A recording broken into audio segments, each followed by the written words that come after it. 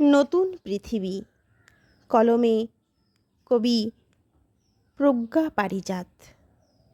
সারা বিশ্ব জুড়ে দুর্নীতি আর সন্ত্রাস, অসহায় নিরন্ন মানুষের পেটে পিঠে শাসকের পদচিহ্ন, ধর্ষকের ইতিহাসে বয়স মানে না বাধা, বিকৃতি আর কুরুচির সাথে সহবাস, শিল্পাঞ্চল গড়ার নামে মা জমি হয় বন্দুক, ধর্মের নামে মৌলবাদ আর অধর্ম করে রাজত্ব, হিংস্রতার আগুনে পুড়ে ছাই হয় ঘর, বাবা মা প্রিয়জন, অহংকার আর ক্ষমতার আস্ফালনে অসহায় সাধারণ মানুষের মুখের ভাত জীবন হয় ছিনতাই, সিংহাসনে বসে রাজত্ব করে দুঃসাহস, দুঃসময় দুঃশাসন, প্রতিবাদ মানে রক্তাক্ত দেহ আর জীবন্ত লাশ হতে যাওয়া।